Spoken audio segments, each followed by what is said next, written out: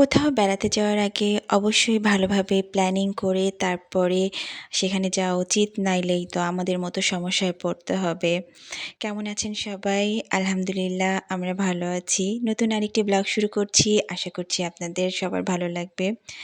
আমরা কক্সবাজারে পৌঁছেছি একটু আগে। আসার জার্নিটাও আমি গত ব্লগে শেয়ার করেছি। তো আমি যেই জন্য শুরুতে বললাম যে প্ল্যানিং করে কোথাও বেড়াতে আসা উচিত, সেটার কারণটা আপনাদেরকে বলবো। তো তার আগে বলি যে এখানে আমরা একটা রেস্টুরেন্টে আসছি বিকেলে নাস্তা করানোর জন্য। যদিও সারা ট্রেনে বাচ্চাদের টুকটাক খাবার খাইয়েছি, তারপরেও এখন একটু কিছু খাওয়ায় তারপরে বিচের দিকে নিয়ে যাব। এইজন্য আমরা আসছি এখন স্টার কাবাব রেস্টুরেন্টে। তো এখানে অনেক রকমের কাবাব এবং পরোটা, তারপরে নান, রুটি পাওয়া যায়। তো আমরা এখানে এসে নান এবং ২ রকমের কাবাব অর্ডার করেছি। আর আমাইরা এখানে জুস বারে এসে সে এখন আ আঙ্গুরের জুস খাবে, সে দেখাচ্ছে। তো এখানে অনেক রকমের ভর্তা ছিল, ভাত ছিল, তারপরে ভাজা মাছ। তো দেখে তো খুব মনে হচ্ছিল যে খাবারগুলো খুবই মজার। কিন্তু আমরা এখন এটা খাবো না। আমরা এখন শুধুমাত্র নাস্তা করে বের হয়ে যাব। তো আমি যেজন্য বলছিলাম, আমরা কক্সবাজারে আসার প্ল্যান করেছি খুবই অল্প সময়ে। আমরা ঢাকায় যাব এটা আমাদের প্ল্যান ছিল। কিন্তু কক্সবাজারে যাব বা কক্সবাজারে আসবো এটার তেমন প্ল্যান ছিল না। আমাদের হুট করে প্ল্যান করেছি আমরা। তো যার কারণে আসার ২ দিন আগে আমরা ঠিক করেছি যে আমরা কক্সবাজারে আসবো। এইজন্য সেই মোতাবেক আমরা টিকিটও করেছি এবং টিকিট করার পরে আমরা রুম বুক করেছি ১ দিনের জন্য। তো আমাদের মনে হয়েছিল ওই সময় যে যদি আমরা কোনো কারণে না যাই তাহলে যাতে কোনো সমস্যা না হয়, এইজন্য। তো আমাদের ওইটাই হচ্ছে ভুল ছিল। আবার এমনও আমরা চিন্তা করেছি যে যদি রুম দেখে আমাদের পছন্দ না হয় তাহলে আমরা অন্য হোটেলে যাব। কিন্তু সমস্যাটা হইছে যে এখন টুরিস্ট সিজন, প্রচুর মানুষ, মানে রুম পাওয়াই হচ্ছে সবচেয়ে বড় ব্যাপার। তো আমরা আসার পর রুমটা দেখে আমাদের বেশ পছন্দ হয়েছে। তো এরপরে আমরা ওনাদেরকে বলেছি যে আমরা ৩ দিন থাকতে চাই। কিন্তু ওনারা বলেছেন যে আমরা যেহেতু ১ দিনের জন্য রুম বুকিং করেছি, তো তার পরের ২ দিন অন্য কেউ সেই রুমটা নিয়ে নিয়েছে। যার কারণে আমরা এই রুমে ১ দিনই থাকতে পারবো এবং আগামীকালকে দুপুর ১২টার পরে আমাদের রুম ছেড়ে দিতে হবে। তো এটা শোনার পরে তো খুবই মনটা খারাপ হয়ে গেল। আসলে যদি রুমের টেনশন থাকে মাথায় তাহলে তো ঘুরেও শান্তি পাওয়া যাবে না। তো পরে আমরা ওনাদেরকে রিকোয়েস্ট করেছি যে আমরা রুমটা আর ছাড়তে চাই না, মানে রুম আর চেঞ্জ করতে চাই না। কারণ বাচ্চা-কাচ্চা নিয়ে ব্যাগপত্র খুলে বাচ্চাদের ড্রেস চেঞ্জ করে দিয়েছি। তো এলোমেলো অবস্থা। আবার ব্যাগপত্র গুছিয়ে অন্য রুমে শিফট হওয়া, এটা একটা কষ্টকর বিষয়।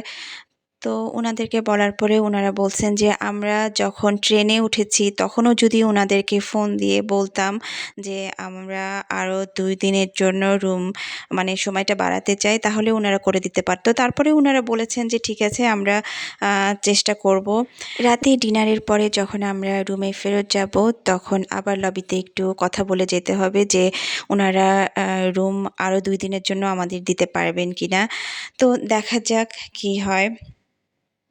আ আর বাচ্চারা তো এখানে আ নান আর কাবাব খুবই পছন্দ করেছে। কারণ আমার আমাইরা তো খুবই মজা করে খাচ্ছে। মানে এত আগ্রহ নিয়ে সে খায় না। কিন্তু তানিশা আবার কাবাব আইটেম খুবই পছন্দ করে, সে তো খাবেই। আর কক্সবাজারের একটা জিনিস তো খুবই কমন, সেটা হচ্ছে প্রত্যেকটা খাবারের সাথে তারা আচার দেয়। সেটা হতে পারে জলপাইয়ের আচার, বড়ইয়ের আচার, যেকোনো আচারই হোক এখানে ওনারা দিয়েছেন। আমরা যে হোটেলে উঠেছি সিমিরাও আসছে। ওরা একই হোটেলে না, ওরা অন্য হোটেলে উঠেছে। কারণ ওরা কক্সবাজারে আসবে এটা মোটামুটি ফাইনাল ছিল। তো ওদের রুম বুক করা ছিল। এজন্য ওদের আর কোনো সমস্যা হয় নাই। আমরা এর আগেরবার যখন এসেছিলাম তখন হোটেল সিগালে ছিলাম।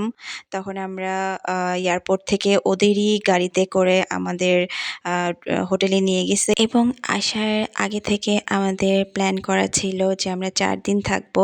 তো এই কারণে কোনো সমস্যা ওই সময় হয় নাই। তো সমস্যা তো দেখতেছি যে এবারই হইছে। আসলে প্ল্যান না থাকলে যা হয়, হঠাৎ সাথে আসলে এই সমস্যাগুলো হইছে। তো বাইরে বের হয়ে আমরা দেখলাম যে এখানে ব্যাম্বো বিরিয়ানিও ছিল। ফয়েল পেপার দিয়ে মুখ বাঁধা যেগুলো, এগুলোর ভেতরে খুব সম্ভব বিরিয়ানি আছে। তো আমরা চিন্তা করেছি যে পরে একসময় এটা ট্রাই করে দেখব। এখন আমরা বাচ্চাদেরকে নিয়ে বিচে চলে আসছি। তো এখানে তো খুবই অন্ধকার, কোনো কিছুই দেখা যাচ্ছে না। তো বাচ্চারা এখানে এসেই মোবাইলের আলো দিয়ে বেশ কিছু ঝিনুক কুড়াইছে। তারপরে তারা পানিতে পা ভিজাইছে। বেশিক্ষণ আর বাচ্চাদের এখানে রাখবো না, কারণ পানি খুবই ঠান্ডা। এতক্ষণ রাখলে ঠান্ডা লেগে যাবে বাচ্চাদের। বিচ থেকে ফেরত আসার সময় বিচের দুই পাশে অসংখ্য স্টল বসছে, অসংখ্য ছোট বড় দোকান। তো খুবই ভালো লাগতেছিল দেখতে। এখানেও আছে। তো আমাইরা ফেরত আসার সময় হঠাৎ করেই সে মাটিতে বসে গেছে এবং মাটি দিয়ে খেলা শুরু করে দিছে। এখন যেহেতু রাত, তো মাটি বেশ ঠান্ডা।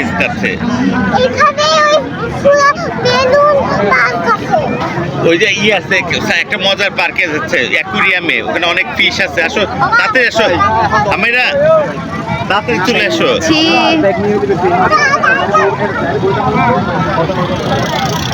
আল্লাহ রে, শেষ হয়ে গেল গো আল্লাহ। টাইপান্ডা পরে চলে গেল। রিমি আমি আর তানিশা যাই ওই পার্কে চলে যাই। হ্যাঁ, তোমরা না গেলা নাই, আমিও চলে যাই। ও থাকুক। রিমি তুমি যাও তো। আমাইরা তো কিছুতেই মাটি থেকে উঠবে না। সে বালু দিয়ে খেলার জন্য অস্থির হয়ে গেছে। তাকে অনেকক্ষণ বুঝায় শুনায় নিয়ে তারপরে আসছি। তো আসার পরে আমরা দুই পাশের স্টলগুলো ঘুরে ঘুরে দেখতেছিলাম। এখানে অনেক টাইপের মালা, মুক্তার মালা, তারপরে হচ্ছে ঝিনুকের মালা সাজায় রাখছে। তারপরে অনেক চকলেট, আচারের দোকান। তো আমরা ঘুরে ঘুরে দেখতেছিলাম সেগুলোই।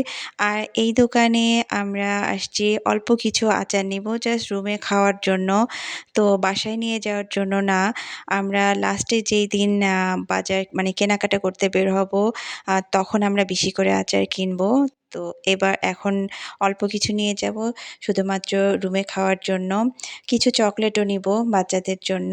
এর মধ্যে সাইফানরাও চলে আসছে। তো আমরা সবাই একসাথেই ঘুরে ঘুরে দুই পাশে দোকানগুলো দেখছিলাম। বাচ্চারা তো কেনাকাটা করার জন্য অস্থির হয়ে গেছে। ওদেরকে বলা হয়েছে যে আমরা অবশ্যই কিনবো, কিন্তু আগে দেখি সব দোকানগুলো দেখো ঘুরে ঘুরে, তারপরে আমরা কিনবো। আমরা চারপাশের দোকানগুলো দেখতে দেখতে যাচ্ছিলাম এবং রাস্তায় থেমে থেমে আমরা খাবারও কিনছিলাম। তো এখানে ডিম পিঠা বিক্রি করতেছিল। এই ডিম পিঠা সৈকত কিনলো, সিমির খুবই পছন্দ, এই জন্য।